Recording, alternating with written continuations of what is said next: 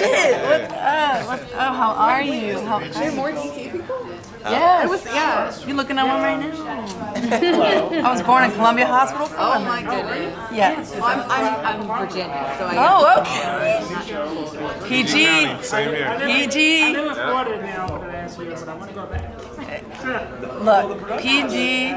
PG all day. Special place in my heart. I went to Eleanor Roosevelt High School. The I lived in crossing. Greenbelt. That's right. That's right. I went to Dudley. That's crazy. Oh my god. So I'm going to ask you the dumb question that I asked Phil. Great. That I asked around pieces. Okay, great.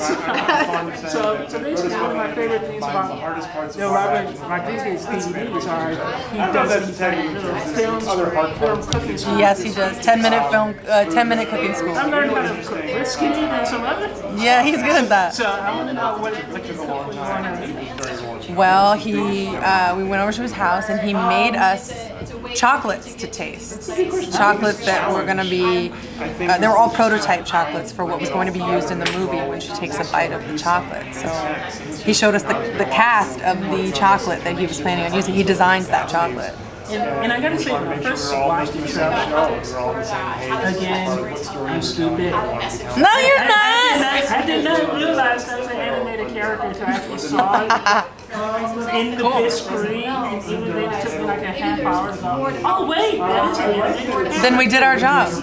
So, We got you. So can you talk a little bit about what it's like to do that with the capture, what it's done, all that kind of stuff? Well, it's interesting because it sort of started this trend for me where I'm the actor behind the character. Clearly, Undone is a similar thing. You know, it's a similar process. It's all done live action. As Alita was done live action, I'm interacting with real props, real people. Everything is practical, but then it gets animated after the fact. So it's the same kind of process. It's like I don't know what this is going to look like, but I know what it feels like, and that's the most important thing for me, is making sure that the emotionality is right on track. Is the mocap process for roto capture like about the same as like CGI? Completely different. It's not even motion capture. Oh, really? They're roto lining it. So basically, here's how we film Undone. We're in a room smaller than this, maybe half the size. There are walls taped out on the floor. Okay, this is a wall, this is a piano, this is a couch. Here's the dining room table. If you and I are doing a dining scene around this table, they would have the real table there. You and I would be here, real chairs, and props where we could mind eating. And we would do the scene and they would paint in everything else around us. They take that raw footage that is lit with very harsh lighting. You ready for that behind the scenes on Undone?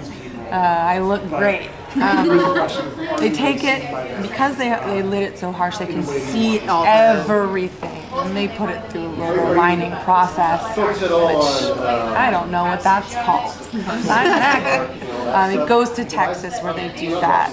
Tommy Pilata, who worked on Waking Life and Scanner Darkly, both roto shows, they trace it. So the roto lining process is where they trace everything. So it's just a black and white cut of what we did. Then that gets shipped to Amsterdam, where Mexico Hulsing, who is the director of Undone, will hand paint it in, like, you know, very elegant coloring book. But all of the backdrops that you see, you know, that table and that wall and this couch and the piano, or the street and the trees, those are all oil paintings. It's all classically painted oil paintings. Every single backdrop. So even if you have a shot of like a banal thing, like the corner of a hospital room, that is a classically painted oil painting on canvas. And there are something like 200 of these paintings per episode.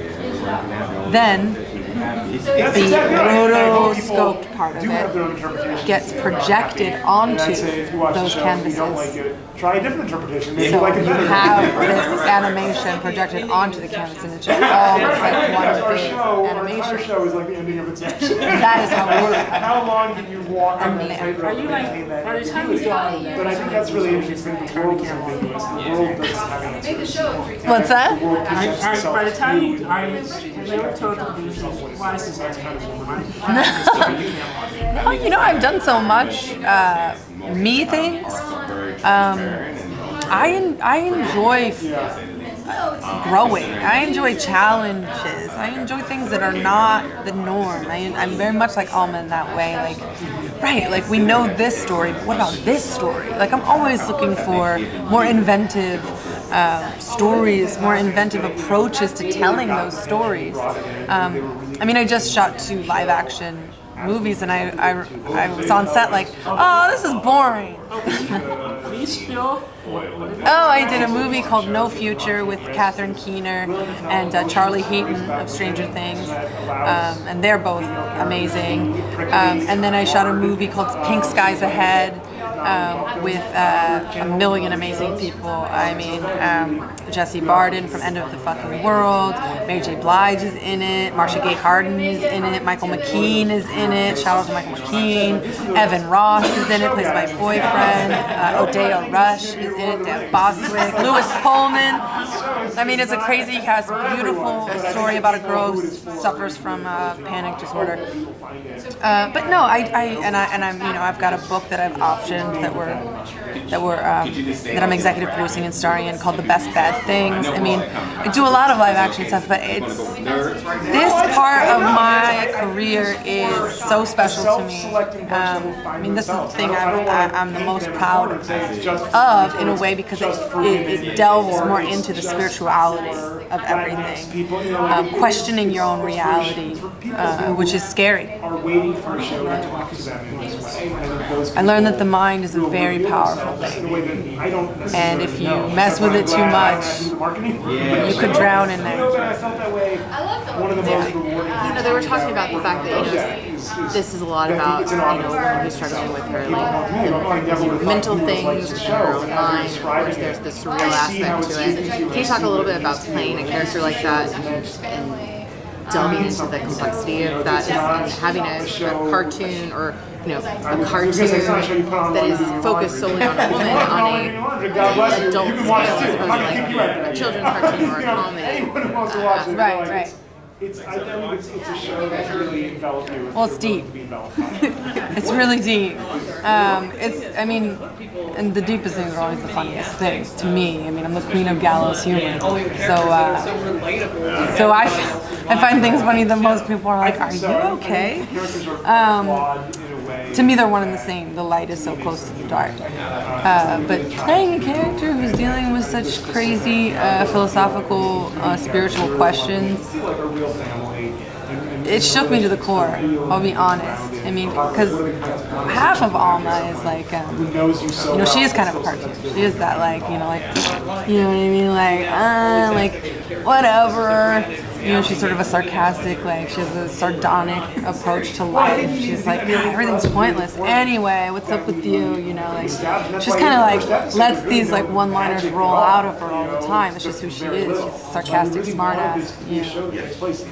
But at the same time, there's this wealth of emotion underneath there. There's the depression, there's the anxiety, there's the grief that she, you know, that she's experiencing from her losing her father. And you know, humor is a mask for pain. So that was really important for me to remember, and I live my life that way. That's why I'm like, you know, because inside I'm like, why? And that's interesting to me. That's the real pulp of life, and to me, it's important to be authentic. And Alma is, for better or for worse, she's authentic. She's very genuine about who she is. There's nothing disingenuous about her. But playing someone with that kind of complexity first of all, getting to do that in the animated world, letting it be a cartoon, that was really cool because I'm like, oh, we're dealing with real issues, but it also appeals to this whole other realm of people who would have never really dealt with these issues, who are like, oh, I'm being like incepted by this because I thought you got me with. It's like a man with a candy trying to lure a kid. It's like, it's a cartoon. Psych. What's the nature of your reality, bitch? I hope the creators can hear me. They're like, she's saying the wrong thing, but it shook me to the core. I'll tell you the story I've been telling everybody today that will probably get me in trouble at some point. They'll be like, Rosa, why do you have to talk like that? We had shot all day. We shot upwards of 20 pages in one day, which How many pages? 20. Wow, that's a lot. You don't really shoot that many pages on anything a day. You shoot like an eighth of a page, half of a page, maybe 3 pages. 23 pages is like bonkers crazy. So I'm in this highly physical, highly emotional space in a small room, but also being like in a world within that room, imagining things. And I'm still in the makeup. I go home, have 3 dogs, taking my dogs on a walk, and there's no lights on my street, so I'm just walking in the dark. And I have this thought where I'm like, what if Undone is reality? What if Alma's life is, that's me? This is just the show. Like this is the cartoon. Like, this is not real. And I know it sounds weird to say that, like, it's a light of day and we're at Comic-Con, and so then you're like, that's not. I really had that thought, and it sent a chill down my spine because it really fucking scared me. It really scared me, and in that moment I realized that you can manipulate very important wires. You can cross them in your mind. Your mind believes everything that you tell it. It doesn't have that kind of discerning quality.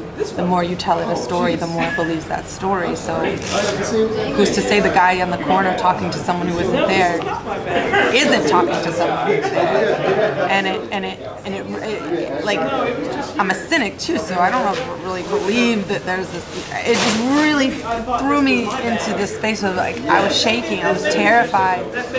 Like, I had a moment like, am I losing my mind? And then my dog Gigi took a dump, and I knelt down and I picked up that steamy hot dump, and I held it in my hand. I was like, nah, that's real. That's real.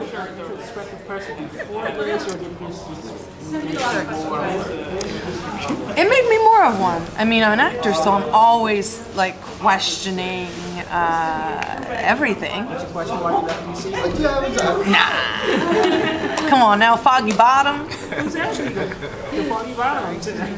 I had to work, baby. No, I miss DC. I question why I don't have a house there now.